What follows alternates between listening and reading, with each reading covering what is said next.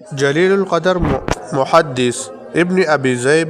اپنی علمی جلالت اور حق پر استقامت کی جوہر کے ساتھ ساتھ عبادت و ریاضت میں بھی اس قدر مشہور و ممتاز تھی کہ ان کی عبادتیں ان کی کرامتوں کے سوا کچھ بھی نہیں کہلا سکتی ہے۔ درس حدیث کے علاوہ دن رات کے تمام اوقات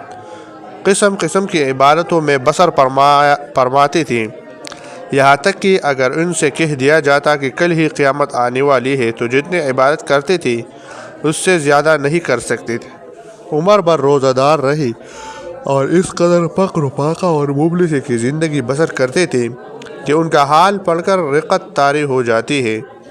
جو کہ روٹی اور زیتون کا تیل ان کی غذا تھی اور ایک کرتا ایک چادر کے سوا کوئی لباس نہیں رکھتی تھی، اسی میں جاڑا گرمی گزار دیتے تھے۔ لاکھوں محدثین کے استاذ تھے اور عمر بھر حدیث کا درس دیتے رہے۔ سن 80 ہجری میں 79 برس کی عمر پا کر وفات پائی۔ اللہ اکبر! جو کہ روٹی اور روغنی زیتون غذا اور ایک کرتا ایک چادر لباس، فقر و فاقہ کی زندگی، اس پر دل و دماغ کی طاقت کا عالم کے لاکھوں حدیثی زبان یاد رکھتے تھے اور عمر بھر تمام رات تہجد گزار اور تمام دن روزہ دار رہتے تھے،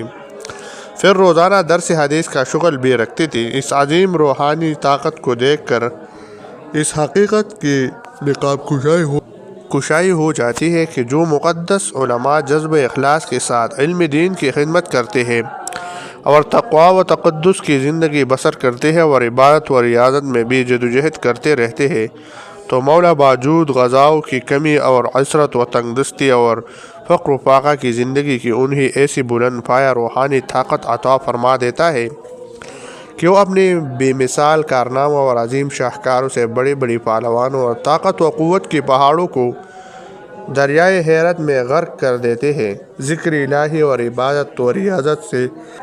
جو روحانی طاقت حاصل ہوتی ہے وہ دواؤں اور غذاؤں کی جسمانی طاقتوں سے لاکھوں درجے بڑھ کر ہوا کرتی ہے، اور روحانی طاقتوں سے جو عظیم الشان کارنامے انجام پاتے ہیں، جسمانی طاقتوں کو ان کا تصور بھی نہیں ہو